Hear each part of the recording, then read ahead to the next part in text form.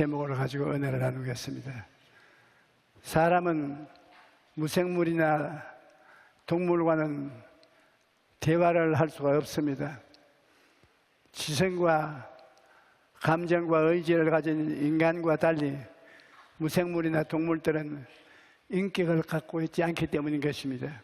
하나님께서는 사람을 지으실 때 하나님의 형상과 모양을 닮은 인간을 만드셨습니다. 그러므로 사람은 인권을 가지고 있습니다. 하나님께서 사람 창조하신 창세기 1장 27절이 하나님이 자기 형상, 곧 하나님의 형상대로 사람을 창조하시되 남자와 여자를 창조하시고 라고 말씀하셨습니다. 그리고 다른 피조물들과 달리 인간은 영적인 존재로 지어진 것입니다. 창세기 2장 7절에 야훼 하나님이 땅의 흙으로 사람을 지으시고 생기를 그 코에 불어넣으시니 사람이 생명이 되느냐고 말씀하셨습니다. 그러므로 영을 가진 인간은 영이신 하나님과 대화할 수가 있습니다. 성경을 보면 죄를 짓기 전 아담은 에덴 동산에서 언제든지 하나님과 대화를 할 수 있었습니다. 인간은 지성과 감정과 의지를 가지신 존재로서 자기 자신과 대화하고 자기 이웃과 대화하고 자보다 높은 하나님과 대화할 수가 있습니다. 베드로전서 1장을 보면 베드로는 성도들을 나그네라고 불렀습니다. 우리는 모두 다 이 땅에서 나그네 인생을 살아가는 것입니다. 그런데 인생이라는 길을 혼자서 외롭게 걸어간다는 것은 참으로 힘든 것입니다. 전도서 4장 12절은 한 사람이면 패하겠거니 두 사람이면 맞설 수가 있으니 세 겹줄은 쉽게 끊어지지 아니한다고 말하고 계십니다. 혼자서가 아니라 좋은 친구와 함께 가면 외롭지 않고 또 힘든 일이 있어도 잘 이겨나갈 수가 있습니다. 그런데 하나님께서 우리와 동행해 주신다면 우리 마음이 얼마나 든든하겠습니까? 우리는 혼자가 아니라 하나님과 함께 걸어가는 사람들이 되어야 되는 것입니다. 그런데 함께 길을 가면서 아무 말도 없이 걷는다고 생각해 보십시오. 그것은 함께 걷는 것이 아닙니다. 성령님과 대화하기 단절한 것은 함께 길을 가는 사람이 아무 말도 없이 걷는 것과 같습니다. 대화도 하지 않고 성령님 모시고 그냥 걸어가면 혼자 걸어가는 것과 꼭 같습니다. 성령이 계신 필요가 없게 되는 것입니다. 성령님과 대화가 단절되는 것은 함께 길을 가는 사람이 말도 없이 걸어가는 것과 같은 사람이 되고 마는 것입니다. 우리는 성령님께 우리의 속사정을 말씀드리고 또 성령님의 음성에 귀를 기울여서 성령의 인도하심을 받아야 하는 것입니다. 성령님은 단순히 영향력이나 신비한 힘이 아닙니다. 성령은 인격을 가진 하나님인 것입니다. 아버지 인격, 아들의 인격처럼 성령님 인격을 가지고 계십니다. 지식, 감정, 의지를 가지고 계신 것입니다. 첫째, 성령님은 지성을 가지고 계십니다. 고린도전서 2장 10절에 오직 하나님이 성령으로 이것을 우리에게 보이셨으니 성령은 모든 것 곧 하나님의 깊은 것이라도 통달하시느냐고 말씀하시는데 그때 성령께서 지성을 가진 분이심을 보여주고 있는 것입니다. 우리의 살아가는 생활 속에 성령은 낱낱이 속사람을 보고 아십니다. 지성을 가진 성령님은 우리의 어려운 문제를 다 알고 계십니다. 그러므로 우리가 기도할 바를 알지 못할 때 성령을 의지하면 우리의 문제를 다 아시는 성령께서 우리를 위해 친히 간구해 주시는 것입니다.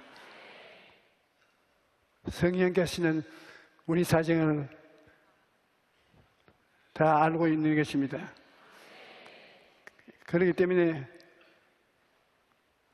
성령 보혜사를 의지하면 우리를 잘 인도해 줄 수 있는 것입니다. 또 성령님은 감정을 가지고 계십니다. 에베소 4장 30절에 하나님의 성령을 근심하게 하지 말라라고 말하는데, 근심한다는 것은 감정을 갖고 있다는 말인 것입니다. 그러므로 우리는 성령님을 인정하고 환영하고 모셔드림으로 성령님을 기쁘시게 해야 합니다. 뿐만 아니라 성령님은 감정을 갖고 계시기 때문에 우리가 힘들 때 위로해 주십니다. 사도행전 9장 31절에 보면 그리하여 온 유대와 갈릴리와 사마리아와 교회가 평안히 든든히 서가고 주를 경외함과 성령의 위로로 진행하여 수가 더 많아지더라. 하나님의 성령은 성도들에게 평안을 주고 기쁨을 줍니다. 초대교회 때는 매우 어렵던 교회 생활이 성령님이 오시고 난 이후에는 위로와 평안을 주셨습니다. 성령께서 위로해 주시니까 교회가 평안하여 든든히 서가고 놀라운 부흥이 일어나기 시작하는 것입니다. 성령님은 지성과 감정을 갖고 계실 뿐 아니라 의지도 갖고 계신 것입니다. 사도행전을 보면 성령님은 자신의 뜻을 따라 바울의 선교 여행을 인도하셨습니다. 안디옥에서 선교사를 보낼 때도 성령은 바울과 바나바를 내가 시키는 대로 선교사로 보내라고 단호한 의지가 있었습니다. 선교사로 나가서 일할 때도 오늘 자신 마음의 뜻을 따라 성령께서 인도하셨습니다. 그러므로 우리는 성령이 음성에 귀를 기울이고 성령의 인도하심을 따라가야 됩니다. 성령님의 뜻을 구하고 나를 이끌어 주시기를 간구할 때 성령님과 이식적인 교제가 이루어져야 되는 것입니다. 성령 받았다. 어떻게 아느냐? 방언을 말함으로 증거가 있다.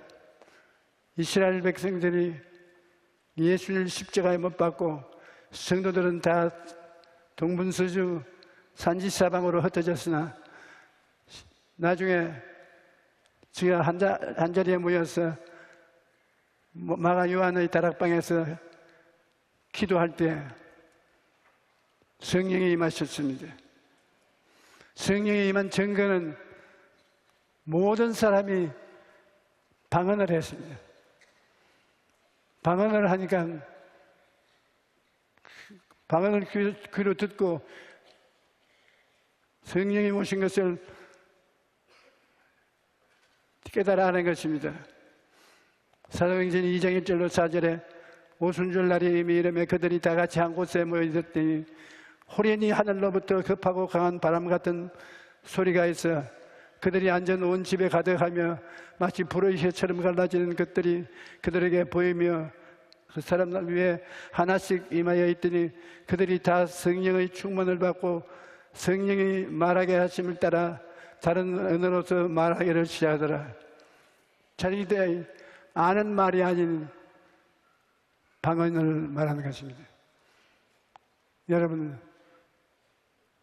방언을 억지로 지어서 하는 사람들도 있는데 그것은 아닙니다. 성령이 방언을 하게 하는 것입니다. 하나님께서 성령이 오시면 성령을 통해서 여러 가지 은사를 나타냅니다. 특별한 역사를 그 사람을 통해서 나타나는 것입니다. 그런데 특별히 방언을 말하는 은사를 받은 사람은 방언을 많이 하고 많이 성령 계신 것을 증거할 수 있습니다. 사람들은 방언을 하게 되면 성령이 와 계시구나, 성령을 인정할 수 있게 되는 것입니다. 그러면 체험적으로 성령이 와 계신 것을 알기 때문에 용감하고 담대하게 되고 기쁘게 되는 것입니다. 우리가 성령 받은 신자가 다 용감해지는 것은 성령을 받고 방언을 말하면 성령이 와 계시다는 증거가 되기 때문에 성령님을 인정하고 환영하고 모시드리고 의지하면 놀라운 역사가 나타나는 것입니다. 방언을 하면 방언은 자기의 덕을 세우고 어려운 고통 속에 있는 이웃을 도와주기 위해서 방언으로 기도해 줄 수 있는 것입니다. 바울은 고린도전서 14장 18절에 말하기를 내가 너희 모든 사람보다 방언을 더 말함으로 하나님께 감사노라. 바울이 그렇게 열심히 전도하고 어려운 일을 겪으면서 승리해 나간 것은 자기를 위해서 기도할 때 아는 말로만 기도한 것이 아니라 방언으로 많이 기도했기 때문에 하나님의 도움을 받았습니다. 방언은 해야 됩니다. 정말로 우리의 신앙생활에 귀한 보배가 되는 것입니다. 우리가 기도를 게을리한 사람, 기도가 필요 없는 것 같이 보이지만은 기도가 없으면 신앙이 죽습니다. 그 기도와 함께 방언을 해야 알지 못하는 일이 하나님의 도움을 받을 수 있는 것입니다. 그러므로 하나님의 성령은 우리를 통해서 방언으로 가치 있는 것을 보여주시고 문제를 해결해 주시고, 그 다음 성령은 꿈과 환상을 통하여 우리에게 말씀을 하시는 것입니다. 성령은 하나님이 말씀하시기를 말세에 내가 내 영을 모든 육체에 부어주리니 너희 자녀들은 예언할 것이요 너희 젊은이들은 환상을 보고 너희 늙은이들은 꿈을 꾸리라. 성령님께서 임하셔서 우리가 방언으로 대화할 뿐 아니라 꿈과 환상을 통해서 우리에게 대화를 하는 것입니다. 성령님께서 꿈과 환상을 통해서 우리에게 말씀하시는데, 사도행전을 보면 선교 여행을 떠난 사도 바울이 소아시아로 가려고 할 때 성령께서 환상을 통해 그에게 말씀하셨습니다. 밤에 환상이 바울에 보이니 마게도니아 사람 하나가 서서 그에게 청하여 이르되 마게도니아로 와서 우리를 도우라. 뿐만 아니라 사도 베드로에게도 환상을 통해 말씀하셨습니다. 하늘에서 먹지 못하는 음식을 담긴 바구니가 내려오는 환상을 보여주시고 이방인인 고넬료의 집으로 가라고 말씀하시는 것입니다. 하나님이 중요한 사건을 가르칠 때에는 꿈이나 환상을 통해서 해주실 때가 많습니다. 그러므로 성령을 받은 사람이 성령으로 기도할 때 꿈과 환상을 통해서 무엇을 어떻게 해야 될지 가르쳐 줄 때가 많습니다. 성령께서는 하나님의 말씀인 성경을 통해 또 말씀하시는 것입니다. 우리가 하나님의 감격 속에서 성경을 공부하면 성경의 말씀이 마음을 뜨겁게 하고 변화시켜 주신 것입니다. 예언은 언제든지 사람의 뜻으로 낸 것이 아니요 오직 성령의 감동하심을 받은 사람이 하나님께 받아 말한 것이라. 꿈과 환상, 예언, 이것은 성령이 여러분 마음속에 주시는 것입니다. 또 우리는 하나님의 말씀을 읽고 듣고 묵상하는 가운데 성령님과 대화할 수 있습니다. 디모데후서 3장 16절 모든 성경은 하나님의 감동으로 된 것으로 교훈과 책망과 바르게 함을 의로 교육하기에 유익하다고 말했습니다. 성경은 하나님의 뜻과 생각과 마음을 우리에게 알려준 책입니다. 하지만 성경에 기록된 말씀도 성령께서 역사해 주셔야만 우리가 말씀을 깨닫고 믿음을 가질 수가 있는 것입니다. 성령께서 기도를 통해서 우리에게 말씀하십니다. 모든 기도와 간구를 하되 항상 성령 안에서 기도하고 이를 위하여 깨어 구하기를 항상 힘쓰며 여러 성도를 위하여 구하라고. 우리가 기도와 간구를 하되 성령 안에서 성령님 모시고 기도와 간구를 하면 성령이 함께 기도해 주시는 것입니다. 우리가 어지간한 고난을 당할 때는 기도할 수 있습니다. 엎드려서 하나님 고통스럽습니다, 괴롭습니다, 도와주옵소서라고 기도합니다. 그러나 너무 기가 차면 기도하는 것조차 힘이 듭니다. 그럴 때는 방언으로 기도하는 것이 좋습니다. 기가 차서 아는 말로 기도를 할 도리도 없습니다.